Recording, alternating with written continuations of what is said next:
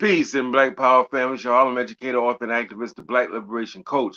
Brother IJ Taimba, I'm filming live on location in that wonderful historical and political village of Harlem, New York.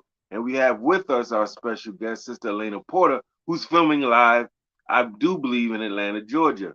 Family, this is a very important broadcast. You know, I'm biased. I think all of these are important. The people that we bring on here are carefully curated. They are nationalists and Pan-Africanists. They believe in nationhood. They may approach it differently, but they believe that we have the right to be free and self-determining. And they believe we have the right to be self-reliant. They know who our enemies are. And so I'm proud to say that Sister Elaina walks right in those same footsteps. And she's no stranger to Harlem Liberation School. She's been on quite a few times.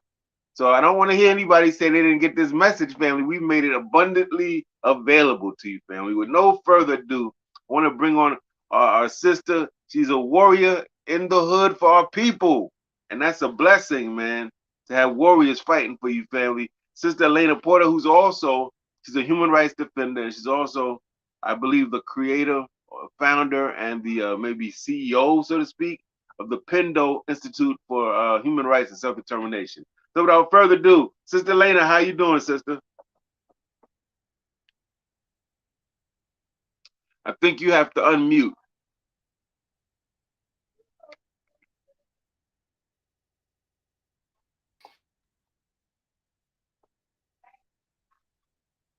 Can't hear you. Hold on.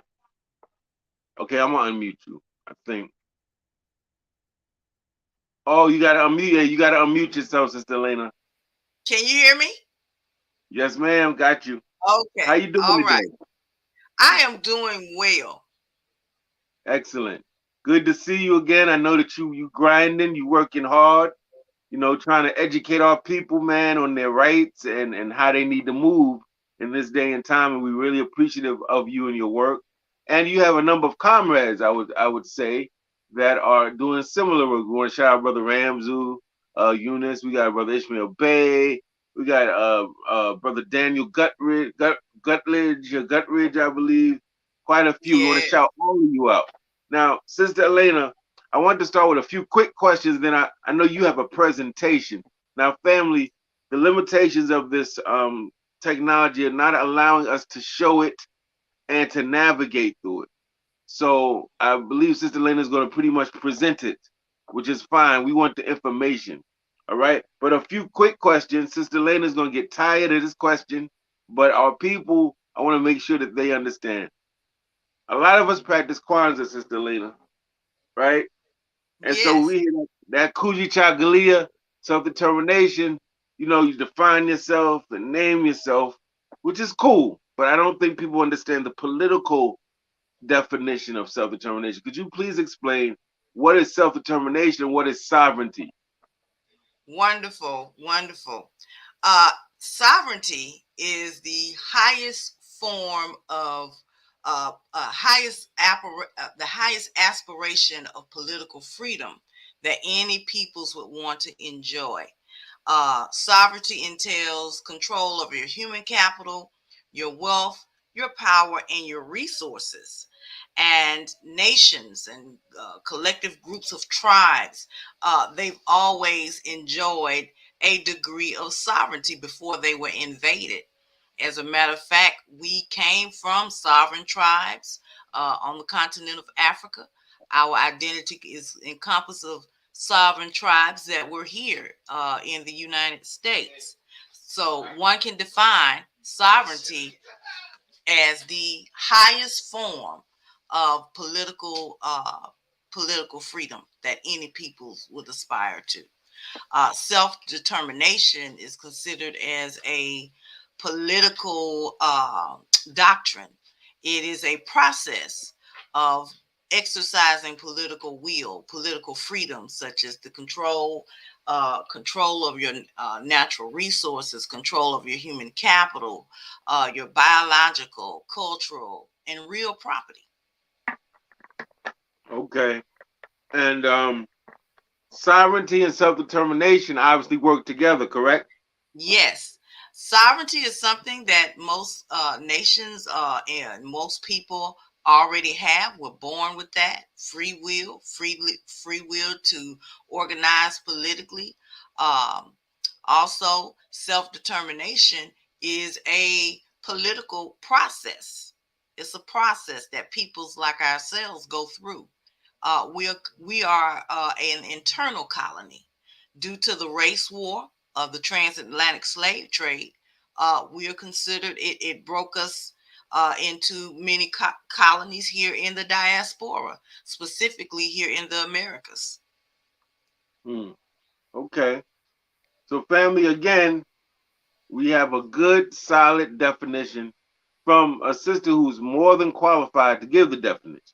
Um, could you tell us, before we get into your presentation, Sister Elaina, I want people to be able to support the organization and the work you do. Tell us more about the purpose and the work of the Pendo Center for Self-Determination and Human Rights. The purpose of the Institute is to inform, first and foremost, U.S. Afro Descendants their rights under international and human rights law, and to educate the population. And also, we're qualified to file petitions and communications on behalf for certain cases and whatever have you. But the main objective is to educate our people so we can make better political and legal decisions as a collective group here in the United States. Excellent. Now, people, throughout the show, I'm going to have a ticker on the bottom. You can see it scrolling to the left that will have the website for Sister Elena's organization so that you can go there and hopefully support in a meaningful way. I don't know, financially, volunteer, try to get to her course that she provides. So, but with that said, I'm going to let Sister Elena take it away. She's going to do a presentation. And Sister Elena, if you could just frame it for us first. What is it that we're about to Okay. learn about? And then just break Well, it down for us. okay. Well, what we're going to learn today is the integration between self-determination and reparations. We've been fighting for reparations for at least 40 years, and I think that because we stay within the domestic framework of reparations, we find ourselves skirting over the international expectation of what reparations is. Reparations has been framed in domestically here in the United States is solely around slavery and solely around compensation. Here at the Institute, we propose that reparations entail several dynamics. The first being liberation, because in 1865, the shackles came off physically, but they did not come off legally and economically, and even mentally.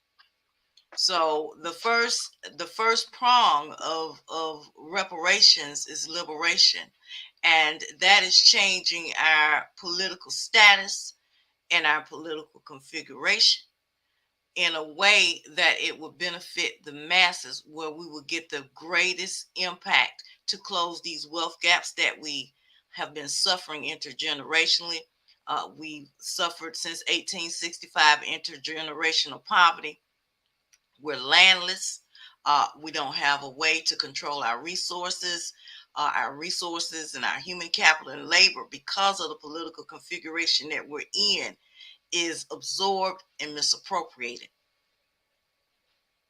All right, now, Sister Elena, before you go in deep for the masses, I want to remind the brothers and sisters, I want to thank you. I see some of you on YouTube in the chat. I want to thank you to Brother Amun Ra, Sister Shirley J. Baker, Brother, I believe that's Kamal, Amun Ra, DC salute. This is a Harlem salute back to you.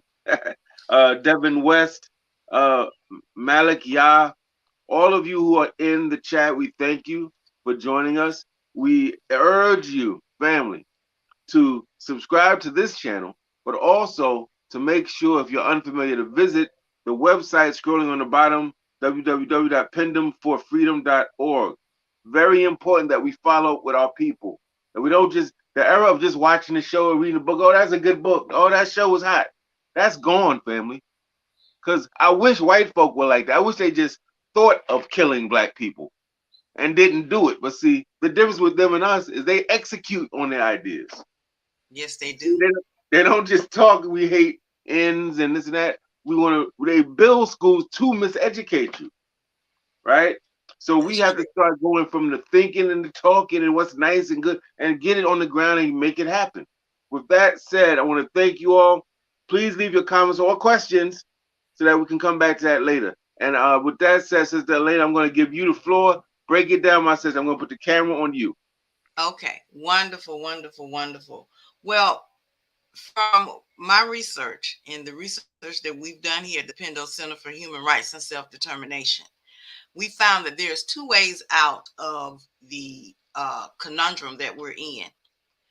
One is through engagement militarily, or we can use our numbers. Here at the Pendo Center for Human Rights and Self-Determination, we propose that since we are 48 million strong, we can utilize our numbers legally and politically, utilizing the international human rights law framework.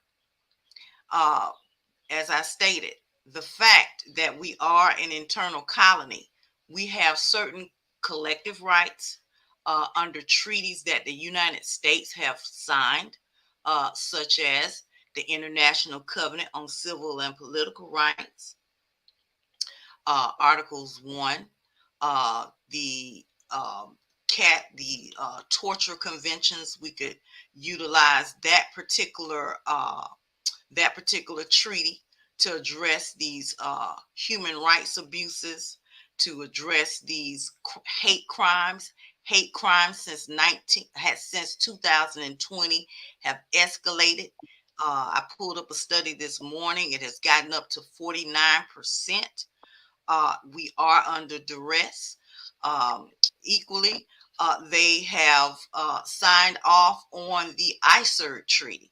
But what has happened is that we don't know that those treaties are applicable to our situation. And our leadership, due to the fact some of them don't know, are not asserting those rights. And on the other end, the United States, against international human rights law and the law of customs, have asserted reservations, understandings, and declarations, RUDs, to make those treaties inactionable, where we cannot, where we're unable to assert those rights within the domestic system. So the United States has violated, on that premise alone, its state responsibility. So that's what we're up against. So the way that we have to skirt some of these things that have been done to us, we have to organize collectively. We have to assert those human rights via a declaration or a plebiscite vote in your area.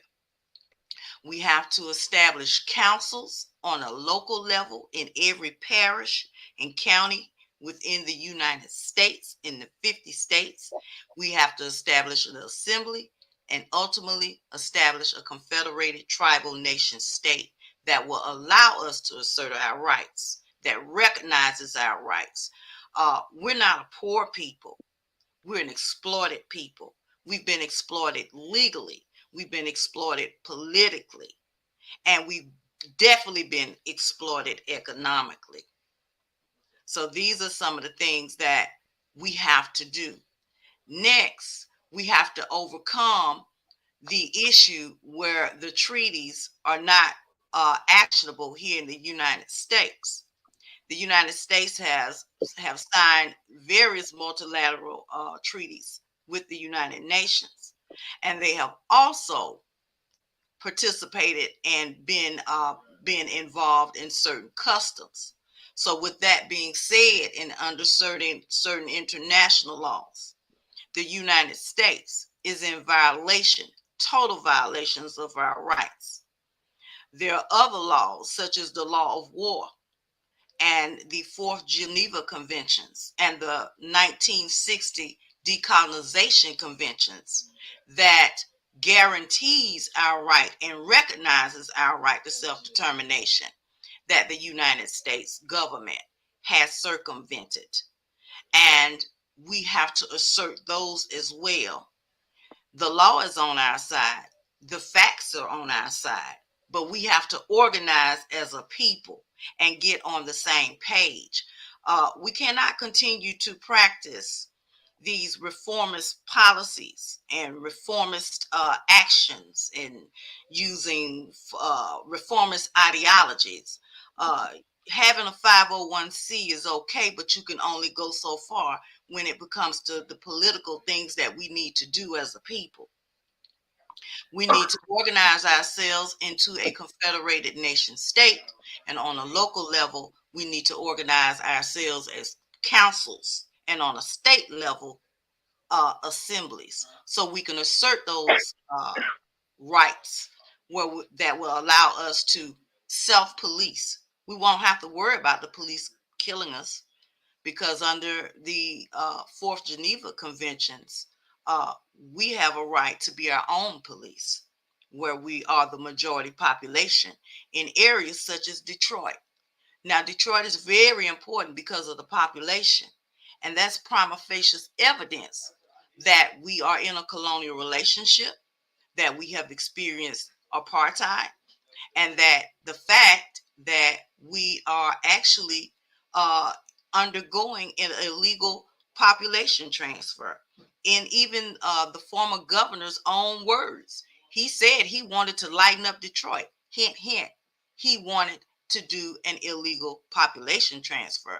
That was why he refused to, make sure that the peoples in Detroit had the water. That's why that water got cut off up there. And the infrastructure was allowed to deteriorate. So, in order to deal with those things, we need to establish claims as well. I'm working on a tribunal where I'm reaching out to different organizations, different groups, asking them to become part of what we're trying to do and to establish claims. In almost every city, there are cases of police brutality. In almost every city throughout the United States, wherever we are, we're undergoing an illegal population transfer that is not gentrification. We're being removed. That is a part of colonialism. That's a crime against us. Ethnic cleansing. Ethnic cleansing.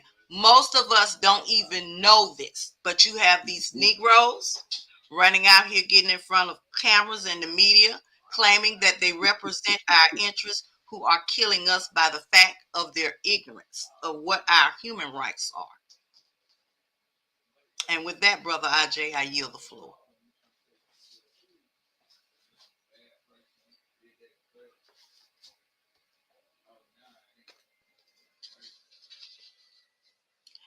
Are there any questions? Would anyone in the audience like to ask any questions?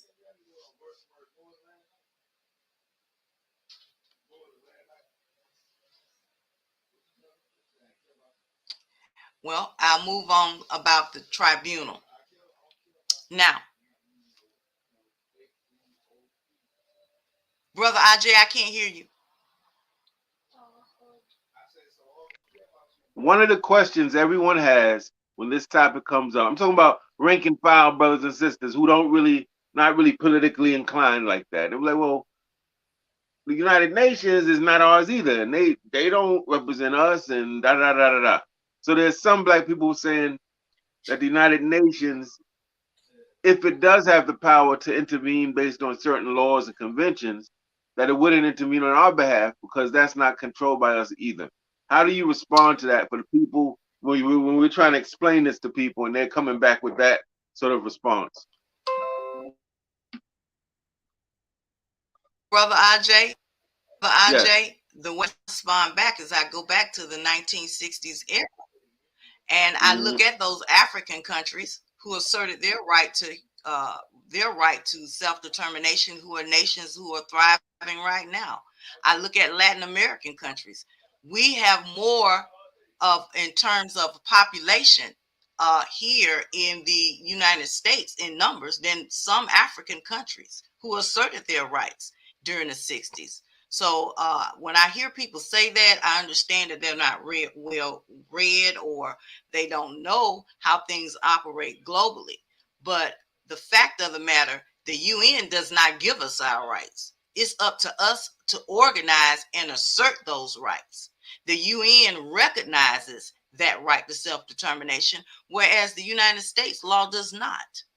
There's Mm, no domestic law on the books for us to assert our right to self-determination and immediate reparations.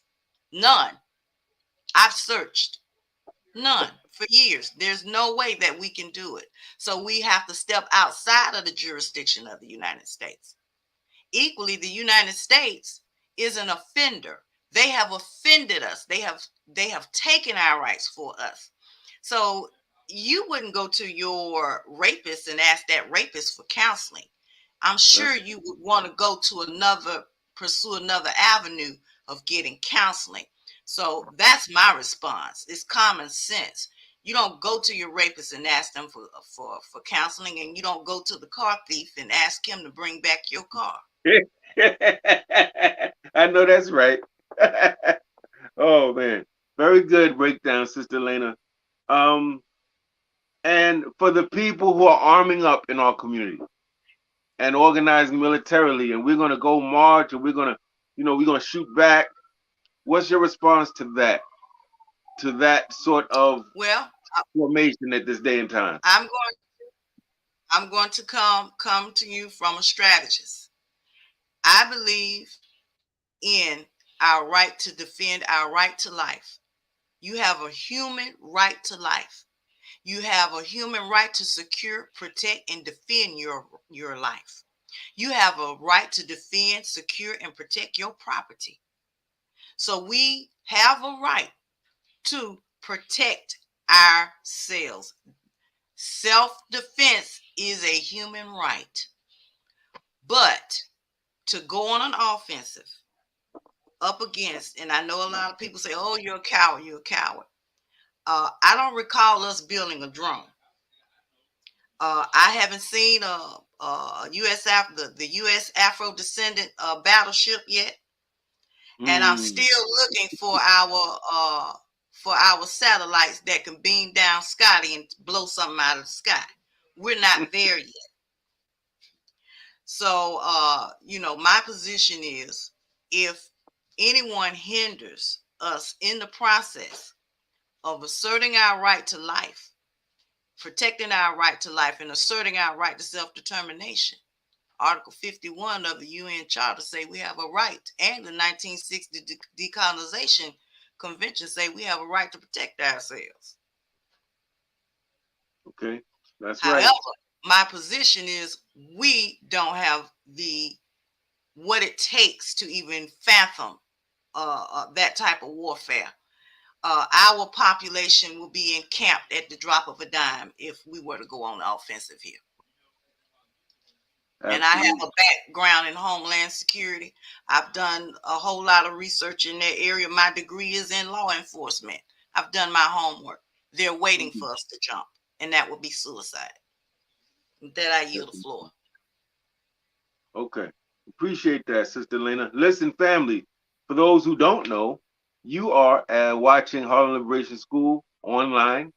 We provide Black political education. We provide leadership and community organizing development. We trying to get your mind right so your black ass will follow, as the great African philosopher George Clinton told us. George Clinton, the funk master, said that. Free your mind and your ass will follow, and that's right and exact. That's all we're about, family. That's all we're about. Exactly. Please don't sleep on the importance of education. Because guess what? Some of you may have had an architect in your life, maybe an accountant, maybe a doctor or two, but all of you had a teacher. Am I right or wrong? Am I lying? Am I right or left? All of y'all watching this had teachers. They're fundamental. So what Sister Elena is doing is very much in line with what we do at Harlem Liberation School. We're giving you the information, and we're trying to equip and empower you to save yourself, because we can't save you. But if you take that information and you you weaponize it properly, you can participate in the radical act of saving yourself collectively, family. Because this sister Elaina is building an ark. I like to think I/we are building an ark. I know a brother named Ishmael Bay is building an ark. Ramsey, we building arks. We, for many of us, for 20 and 30 years, right? Don't Yes. be like the people in Noah's Day, family, that was what they doing with all that wood? What they do with them hammers? Oh, them nails, they crazy. And then the water starts to rain, and then the water get up to here, and now you talking about you want to get on the ark, family. This is the chance right now. We got to move with urgency, you know? That's Got to right. move with urgency. Um, Sister Elaina, I read you sent a really good memo to me, and you were talking about this concept of, people think of a nation. I know, like Garvey taught a lot about reclaiming Africa. Kind of a going back to Africa, literally, in some respects, but yet having protection for Africans wherever they were in the world. And then there were other people that came with, let's say, Republican New Africa comes with a kind of a different idea that we can have these 5 states in the South, and that would be our nation within this, so let's say, United States nation. So people have these different ways of looking at this construct of nation. You were talking about we were Yes. internally colonized, but we can have an Yes. internal. Could Yes. you explain that? That's very important. Could you explain that to us? Well, yes. Well, the thing that we looked at international law, and we looked at the threshold that escalates colonies like ourselves to war. If we go in as completely independent, we would be threatening the United States government's territorial integrity. That means their international boundaries. That means we're saying we're willing to have a conversation even with their enemies. And what they would do is like what they did do to the Republic of New Africa. They would come at us with the fierceness of whatever, full brunt force to take us down.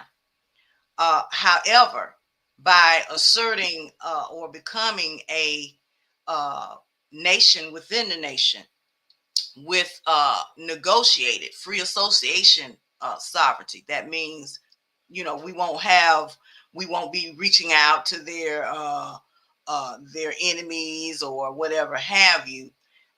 We will negotiate that external sovereignty. That means we will still be able to operate internationally.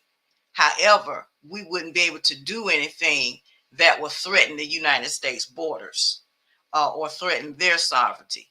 And that's one of the things that legally and politically that we saw that would be a downfall into asserting the right to self-determination. It's not because we're cowards or we're saying we're not down enough. It's just we've looked at the history. We know we are a nation within a hostile nation state. They have a history of killing us for the past 500 years. The current state, their predecessors. So we looked at what we could do and attain the highest aspiration of self-determination and sovereignty without crossing that threshold of having to go to war toe for toe, because that outcome would not be good for us. As I stated, I'm still looking for the U.S. battleship, U.S. Afro Descendant battleship in the water. Don't see it. Yes, yes, yes. Sister Elena, I am completely with you. You know, I think some of our people, God bless them, may mean well, but I think they allow the rage, the anger, the killing of our black bodies with impunity, the labor exploitation, on and on and on. It just creates this rage, and we get lost in our emotion, and we forget to think strategically. Even to the point of even online, there have been people I've had to unfriend from my social media because they come on these threads and they're saying stuff that's like left field. I'm like, nah, that's not what I'm kicking. I'm not kicking that. Warriors know how to fight. They're not afraid to fight. But unlike the average fool, they know that this is a fight. I have to engage this differently. Sometimes a warrior may have more weapons than the opponent, may be more capable, but they deem that to fight right now will cause so much murder of their troop that it's not worth it. So they may actually decline a battle. And I think our people have equated uh, courage with being some type of foolish, suicidal, untactical thinking. And unfortunately, some of Well, our it's foolish. It's foolish, brother IJ.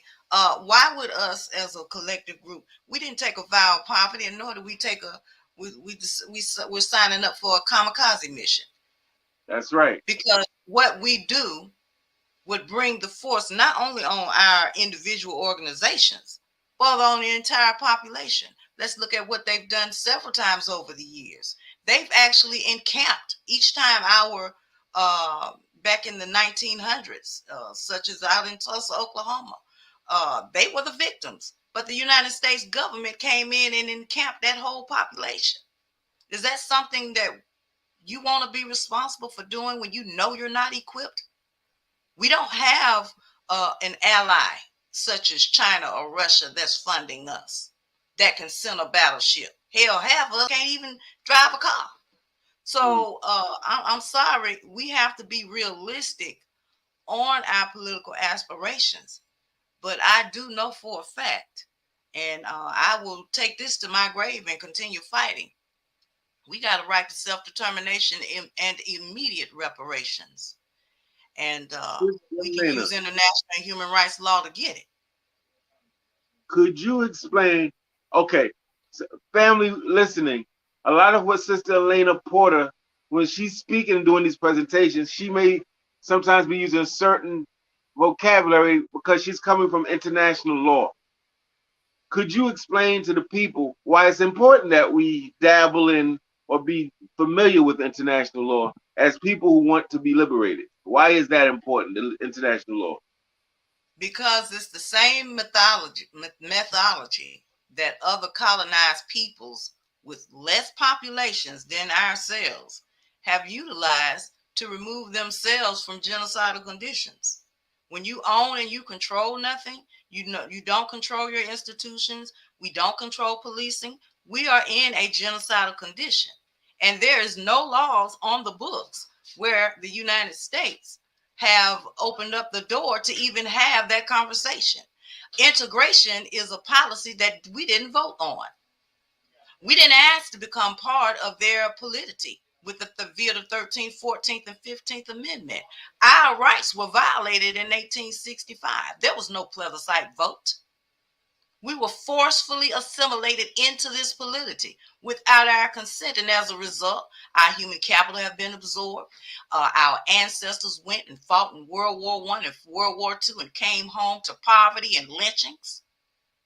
So we can undo all those things. Now, some people who will watch this live or the recorded version may not be students of history. So they Mm-hmm. might say stuff like, black people getting their own nation. What are you people crazy? Come on, that doesn't happen. What are you talking about? Could We're you already we're already a nation. and could you help them understand how the white so-called founding fathers of this nation started, so they can understand that this is not something unique to us. Other people have done this. Could you help them Yes. understand how this nation started? Yes, yes. Well, there's a myth. They said that the argument was over religious freedom, but that wasn't the case. These colonizers came here after Britain told them not to enslave the indigenous population. They didn't want to work, so that's the first thing that they did was they came here and enslaved the indigenous population, so they could, uh, get the commodity and send it back and pay off their debts. That was the real reason for the founding fathers, going to war with their home, with their mother state.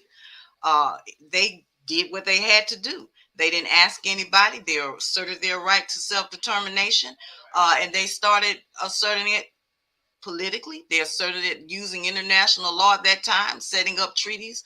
Other countries assisted them. And the same thing applies to us. They didn't ask permission. They organized themselves. They came to a position to say that we want to be free. And that's what has to happen with us. There are some people in this Black liberation movement who like the glitz and glamour of dressing up and standing there with guns in their hands and saying they're revolutionaries. But when you talk to them, they're really integrationists. And I That's think that's radical integration. anti-ethical to the That's Black right. liberation movement. That's We're right. not a reformist movement. We're not here to try to reform the system. We're here to exercise our right to control our own institutions and set the stage to close inequality gaps and get control over the aspects of our lives that will allow us to be a self-sufficient people. So I think we need to be more clear. Absolutely. The founding fathers Absolutely. were very clear. We're not. Definitely not. And it's interesting. That type of stuff is glossed over. You know, I was a social studies teacher for many years. That type of stuff is glossed over when they give you the curriculum and the social studies and what they want you to teach. Very glossed over. So for all those years I was a classroom teacher, the first year I used the book. Then I said, this book is trash.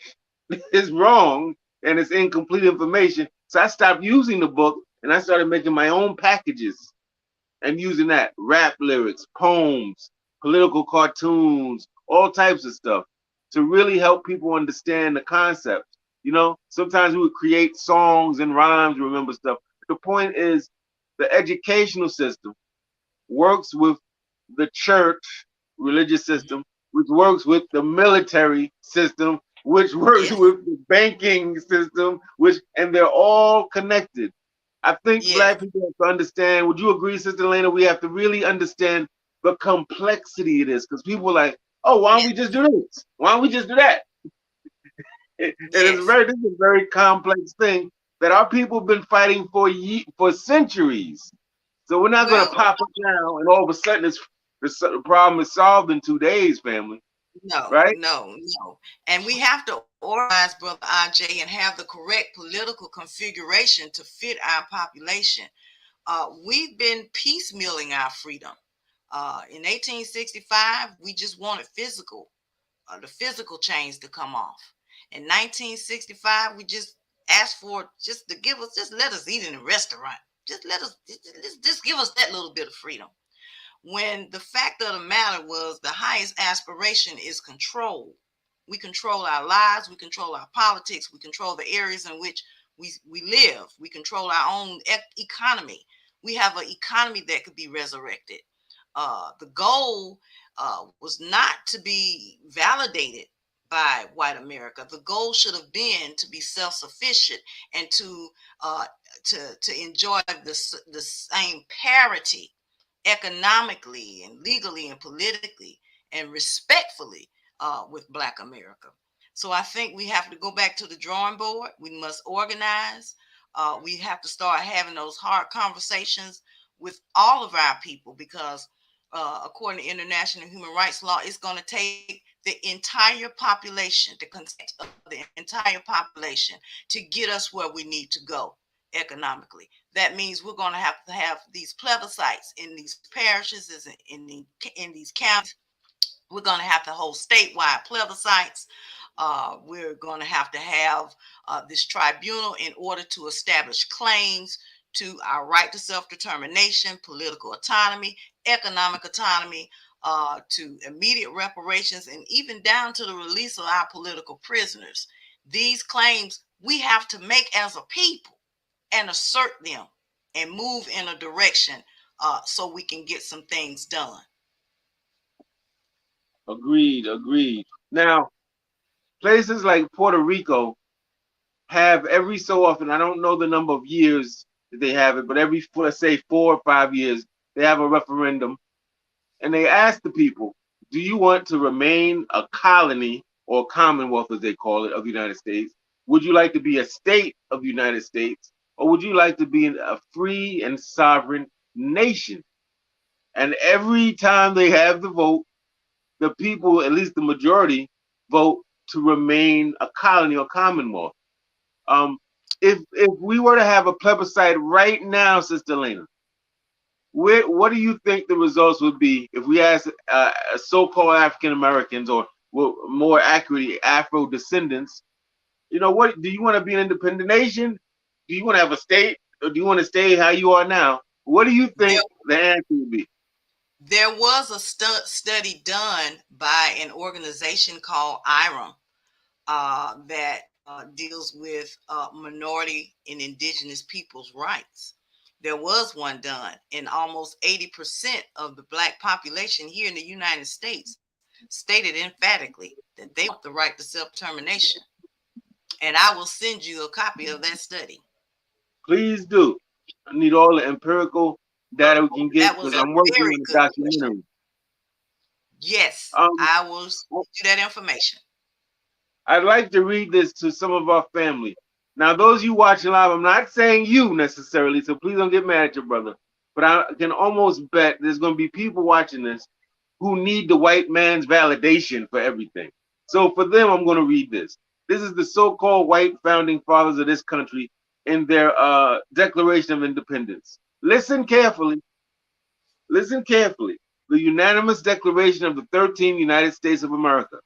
When in the course of human events, it becomes necessary for one people to dissolve the political bands which have connected them with another, and to assume among the powers of the earth the separate and equal station to which the laws of nature and nature's God entitle them. A decent respect then says, it goes on to say that you should say why you're separating. So right there, they're telling you, the implication is you have a right. When you see that you're being oppressed, you don't have any representation in the lawmaking body, you getting killed with impunity. The colonists went through some hell too. But that's a Oh, separate yeah. story. And they went through so much hell. It was so recent in their minds. When they wrote this Constitution, they made sure the first 10 amendments dealt with everything they went through. That's why you have the right to bear arms. Well, that's another story too, because that's about slave revolts too. They were afraid of the slaves revolting. But all of these rights come from their experiences, family. Sister Elaina, let's go. Let's think futuristically. Let's say we got this nation, my sister. Your hard work, or the hard work of all these brothers and sisters, has borne fruit. What would be some of the laws you would see us putting into place based on our experience with the white man in Well, our own I think nation? for me, in the first thing we would deal with is property, land and property rights, our economic rights, also our legal and economic petitions, and establishing ourselves, a relationship with the United States via a treaty or a compact that's recognized by an amendment to the Constitution. So that would be the first thing that we can do, is get that recognition and come to those agreements with the United States. Secondly, legal, economic, and land and biological and cultural petitions. Again, as I stated before, a majority of our problem is that we're exploited. We have resources; they're just absorbed and misappropriated. By the time it gets back to us, there are no resources, none. So that's one thing. And then control over the institutions that we depend on. We establish our own policing instead of using that retributive model in our criminal justice system and in our juvenile justice system. We could use the restorative justice model. We can go back and reclassify our prisoners. We dictate who's not welcome home and who's not welcome back in our community. We can institute banishment. That's what the Native Americans use. And based on my research, they've been very successful in Exile. controlling crime. So you saying Yeah. use exile? Yeah. Goodbye. I Good luck. agree. You know, Yes, yes. get out. Some of these So, Negroes should be exiled right now, in yes, we my got a opinion. running list. Up here working for the government, wearing wires, and we still supporting them and buying their Yeah. books, and calling them when Pookie gets shot. It's disgraceful. They should be exiled. It is. It is. It is. But you know what? At the same time, we give them an opportunity to come to the table and do the right thing. I don't believe in just kicking people to the curb. I believe everybody has a use in this movement. Everybody has a voice and everybody has a use. Everybody, I mean, I'm not too good to cooking. I've had plenty of conferences where I've actually cooked and invited people. We need a military. We need people in law enforcement. We need people with that, with that background who can join this movement. We should be inviting. Because guess what? We're going to have that conversation with Homeland Security once we perfect this nation. We got to have that conversation with Congress. We have to have that conversation with the military when we'll send our troops. We dictate the policy on when we go fight, not just go fight because you say we got to go fight. No, Mm-hmm. how are we going to benefit from this war? Let's look at Mm-hmm. the Ukraine. It's a known fact they're Nazis. How can you send billions of dollars there, but you haven't fixed Black America yet? And yes, I said it. It's the truth. So yes, Mm-hmm. there are some things that we can do. So I don't want to just throw away everybody out, throw the baby out with the bathwater, because certain people need to be in place and they need to play their role. You know, I have to play my role. I'm not a soldier. Shoot, my feet hurt. You know what I'm saying? I'm 49 years old. The most I can do is throw a rock and hit you. Now I'm gonna defend my home and I'm gonna defend myself while I'm on the road because I exercise my Second Amendment right. But hey, I'm not out here trying to start no trouble because see, I know what shape I'm in. I'm 49 years old, so play your role, stay in your lane. But we all Hello. can together as a people. There's enough. Mm-hmm. There's 48 million of us. We shouldn't be begging.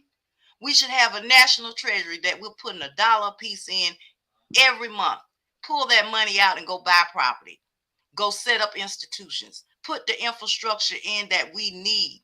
Lay the bricks down for the road and path to self-determination. We can do that, but we have to unify, establish a dialogue. All of the character assassination that we are seeing now, it's a disgrace. I have a lot of people all over the world that I'm in contact with in different countries. And it doesn't look good. We're the laughing stock of the world because of our behavior. And especially on this social media, you got so many people get on this social media, and I'm guilty of it because I've said some nasty things too. We we're really making an ass out of ourselves in front of the world. With 48 million strong, we got access to everything, but we can't seem to get it together enough to free ourselves. And that's a disgrace. And if we don't, Brother IJ, we're going to hand this next generation genocide. Yes, I would agree, Sister Lena. It seems like we suffer from a number of things, obviously, because white supremacy is like a fire-breathing dragon with 20 heads. And when you cut one head off, it regenerates. So it's a difficult fight. But it seems to me that one of the ways they get us is through false teachings and Yes. are internalizing things that aren't true. Like they're Yes. better and smarter than us. Like we can't win, you know? Yes. And so, what are some of the things, if you was to think about it, the thinking that gets in our way of moving forward in the way that you're suggesting? What are some of the things we think that get in our own way? Well, we look at and I think, and I've had these conversations with a lot of scholars who are devout integrationists that will lend an ear. Well, what about our Social Security? Well, how are we going to feed ourselves? Okay, you say we got all this infrastructure. Where are we going to get the money in order to fix it? We don't have a military, but guess what? We have 48 million people strong with political will who needs to be on one accord. Okay, once we're on one accord and we show that we have organized ourselves appropriately, we can go to uh, different international agencies will assist us, such as UNCTAD with infrastructure. Once we Mm-hmm. assert that political will, We won't have to worry about where the money's coming from, because once we assert our right to self-determination, we'll be the ones to control our own budget. That means the nice areas that gets most of our tax dollars for 40, 50 years, and the next thing you know, we're being gentrified out because our property value's down. That will cease to stop because we control our own tax, our own land taxes, our own sales taxes. We will be able to just take that control and utilize those resources to rebuild our own infrastructure, the control, the political will. So it's something that could be done on a local level. We can assert our autonomy on a state level. We can assert our autonomy on a federal level. We assert that autonomy and have someone sitting in for us that we elect, dictating our foreign policy over in the UN. We have to start thinking like that. The Tamil people think like that, and they're way less in numbers than us. The Sami people think like that. The Lumi tribe right here on the United States soil, they're not out kowtowing for a vote. They're asserting their right to self-determination, and they're doing quite well.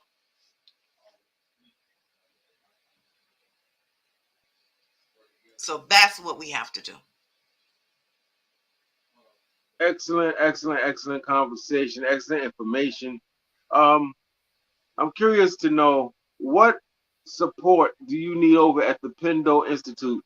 Do you need money? Do you need bodies? Do you need people to write? Like, what I type of? need I need bodies. I need those organizations in all 50 states, in these parishes and in these counties, on a local, state, and federal level, who are interested and who want to see our people free, to come on and join me over at the Pendo Center of Human Rights and Self-Determination and get the information that they need so they can assert their right to self-determination and immediate reparations. We need manpower. We have to build capacity. We don't have the capacity to carry out what we need to do in a meaningful way. We have to build that capacity. Have these conversations. I see a lot of people, say, "Oh, I'm Black Power this, I'm Black Power that," but you're kowtowing for a vote. That's not self-determination. Self-determination is when you say, "Okay, we're voting internally. We're picking people who's going to represent us on a local level." That's what we have to do. We need the manpower, people to get their information so they can come in on a local level. And while they're at that meeting and they're talking about land and property being gentrified, you know what? How about this? We're asserting our right to self-determination right now. And according to those laws, we have a right to autonomy. We're taking it from here. We're controlling our areas from here. We need a human rights charter. If immigrants can have a sanctuary city, where is our human rights charter protecting our human right to life, our biological, cultural, land, and our property? That's what we need to be doing. But in order to do these things, you got to have the information and know how to assert it. You got to know what to assert. Not just run out here running up in meetings. I have one person over in my area. "Elaina, I need you to type me something up. I'm going to this meeting." No, that's not how I operate, darling. I need you to understand we have human rights. And I'm not a reformist. I'm a revolutionary. That means we setting up our own institutions in this county. We're going to operate as a tribal nation. So if you ain't down with that, you can't roll with me. I hear And that. those are the people we need at the Pendo Center for Human Rights and Self-Determination. Now, Sister Elaina, I know that you also offer classes. Is that correct? How would Yes. people get involved with your course to learn Well, more? the first thing we start out is with a membership application. I do vet people. I vet everyone that I come in contact with, and I do sit back and I watch how they interact. So they can do a membership application. There is a membership fee of $35, but most of the time I waive that because we need capacity. We need the people who can help do the heavy lifting. And when I say heavy lifting, uh, we have cases in almost every nook and cranny of the United States that's not even going on the books. We need people who can do fact finding and know how to document things utilizing the international human rights law framework. We need people who are familiar with the human international human rights law framework, even when they're doing something is just like this broadcast. I mean, you do us no good if you're in front of a camera uh, talking about a issue that has happened with us, and you're not asserting our right to self-determination. You're not talking about the fact that the United States is practicing colonialism and apartheid. You're just beating a dead horse, so to speak. I mean, people have become immune to us getting killed. I talked to a couple friends overseas. Y'all get killed all the time. I mean, we're murdered almost every other week. We get stopped, pulled over, and shot at. So, but when you normalize it using domestic language instead of using that international human rights law framework language, you're not getting the greatest impact from stopping it from happening. Do you understand what I'm saying, Brother Mhm. Aj? I do. I do. So Hmm. that's these are the type of people that we need. People who are willing to listen, people who are willing to get out there in their areas when they're in these meetings or when they're with their organization, teaching them about international human rights law and how to assert those rights. It's not just enough to have them.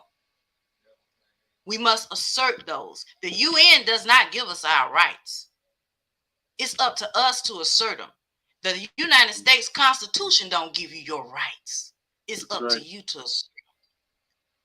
That's right. Everyone in this Afro descendant population has a responsibility and a duty to their families to organize, unify, and assert that right to self-determination and immediate reparations so we can close these inequality gaps and build a better future for our youth, because we're handing them nothing. We're handing them genocide. Yes. Those of you watching, Sister Lane already knows this, but those of you watching, I wrote a book, my latest book, called Leadership, Philosophy, Ethics, and Practice. And one of the chapters is something I believe strongly in: unity without uniformity. Sister Lena spoke to this earlier. It's that being sophisticated and practical enough to understand that our strength comes in our diversity, that our diversity should not be seen as something that is negative, right? You have the people who are logic minded, left minded, the people who are really sort of right brain and creative and conscious and that type of thing, the people that calculate, the people that build, right? The military, educators, artists, and it's up to the leadership to be able to help organize people, help them understand what their resources are, who the enemy is, and to kind of help work with them and for them to move forward. Sister Elena, we're getting ready to close, but I want to make sure that people watching know that this is not just you. You No. work with a number of organizations, some of whom have different avenues to nationalism and nationhood. Could you explain some of the different organizations that work with you and the people? Well, I like to harp on Brother Ramsey because Brother Ramsey is doing his thing up there in Detroit. And I'm going to tell you why Detroit is very important. Uh, like I said before, a lot of people think that we're going to be getting reparations based on slavery. Not slavery alone, but we have prima facie evidence in Detroit that the United States relationship with the U.S. Afro descendant population has become colonial, and we're under occupation, and they're also practicing apartheid. There's evidence there, even statistical evidence. Detroit is very important because of the location, the water supply, because of the infrastructure. There's billions of dollars in property, and we should be fighting for Detroit. And when we're finished with Detroit, we should be fighting for Chicago. We should be fighting for Baltimore. We should be fighting for wherever we are the majority population, because those are our economic basis. And once we organize and perfect our confederated tribal nation state, we will be the 12th largest nation in the world. But ground zero is Detroit, because we got the evidence of colonialism, apartheid, even down to crimes against humanity. And this is in their own words. Hmm. All right.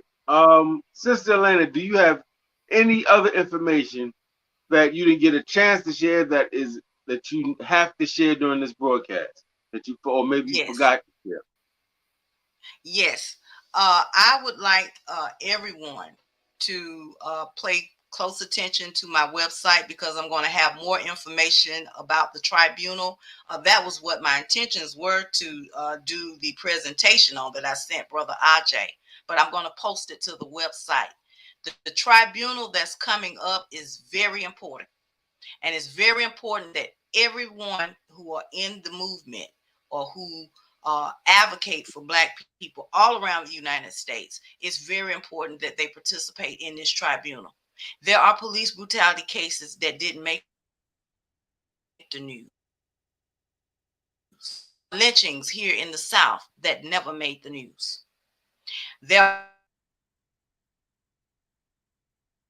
such as illegal transfer that we can prove. We need witnesses to testify. So if you are interested in becoming a part of what we're doing, please feel free to go to the pendoforfreedom.org website, or either contact me via email at pendoforfreedom@gmail.com. Excellent, I'm excellent. recruiting for All the right, tribunal. all All right, roads lead to Detroit. all right. I gotta activate myself and get down with that to the best of my ability. Um, Family, we certainly want to thank our good sister Elaina Porter. She's really a tireless sort of work on behalf of the people, and we are very appreciative of her and all of her comrades, the peers that work with her, because it's never a solo mission, fam. You know how that goes. We want to thank you for joining us. Certainly, we've had some very stimulating discussions and comments in the chat section, and we hope that you all, if this is new to you, because I know a lot of you here are vets. I could tell by your comments you're already down with what Sister Lane is talking about. But I hope if you're new to this, you will certainly think about going to our website and learning more. We can be lifelong learners and still learn more and help to recruit other people to this particular movement. I want to remind you all before parting, please, if you have not, subscribe to the channel, family. The channel was started 2 months ago and it's exploding with subscriptions. I think because people see that the information is nation building, is relevant. It's not some bunch of tearing each other down and foolish debates that have already been answered 50 years ago type of stuff. It's real and relevant. And I hope that you all will subscribe and will share the wealth with yourself. Don't be stingy, family. Share the wealth of knowledge with other brothers and sisters. Um, and Sister Elaina, one last question. I'm sorry. Is there room for people who argue nationhood on the basis of being indigenous to a particular part of this land? Is there room for them Oh as well? yes, them my folks, them my cousins, them my folks. We close kin. You know, my position with that is, you know, you have people that can trace their ancestry all the way back to the Americas, who has no African ancestry. Now, me, myself, and I have Gullah Geechee in my family, and they are Africans. So therefore, you know, I'm an Afro descendant. But when I do my research, I did a population study, and based on my research, we have a tripartite identity. We are a mixture of those Black Europeans, those Moors that came here even before the 1400s. The Moors were here many moons before the 1400s. We're part of those indigenous peoples that was here uh, during the biblical times, and we're also part of those 4 or 5 ways of Africans that came here. specifically that last wave on the transatlantic slave trade. We are indigenous to the United States. There is room for my Aboriginal brothers and sisters, and I have extended, I do extend my hand to them, and I've always shared information with them. My position is that they are more than welcome. Anytime they want to join with our nation, I have a treaty or a compact ready to rock and roll. So the door is Excellent. always open. I have one last question. I'm sorry, Sister Elaina. One last question. Yes, I'm as an educator, I'm constantly trying to help our people understand the need to study and to read and even watch documentaries or whatever. Could you and that there's no such thing as pop tart leadership, that you have to work and learn and make mistakes, and that's how you grow.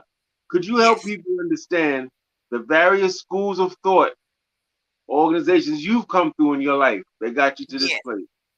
Well, my academic career, as I stated, I started out studying for criminal justice, and I ran up on the doctrine of the colonial doctrine, the anti-colonial doctrine, and the anti-colonial perspective when I would write my papers. And I used that theory, and even I studied Marxism and applied that model of thought. But the thought, the person that I read about that really struck me the most was France Fanon. Mm, France Fanon is the one who put me on this journey to nationhood. And when I understood what happened in Nigeria, I understood what was happening with us right now. mm, that's interesting. Well, Read France maybe I need to Fanon's read Wretched France of the Earth. Fanon. I'm sorry, Sister Lynn. What were you saying? Everyone should read France Fanon's Wretched of the Earth. Yes. And And don't forget Black Skin, White Mask family. They're oh France yes, Fanon. Yeah. All right. Sister Lena's on point. As always, family, I hope you got some good information, took some notes. Please go to that website that has been scrolling on the bottom of this entire broadcast. There's no reason for anybody to say, what's the website? It's there. Please go support. Sister says she needs bodies. She needs people in all municipalities and territories in the country to come out and be heard and help with the work she and many others are doing. And of course, she knows she has Harlem Liberation School support. I've made this available to anyone in the community, that if you have an important announcement and you're not a coon or one of these, you know, these people shucking and jiving, that I will give you a space. You can come on and let people know what you're doing, what support that you need. All right. And I've extended that to Sister Elaina. And Sister Elaina is one of the few people who've taken me up on that. And that's what's up. That's what it's supposed to be. Because in a very real way, we're kind of all we got.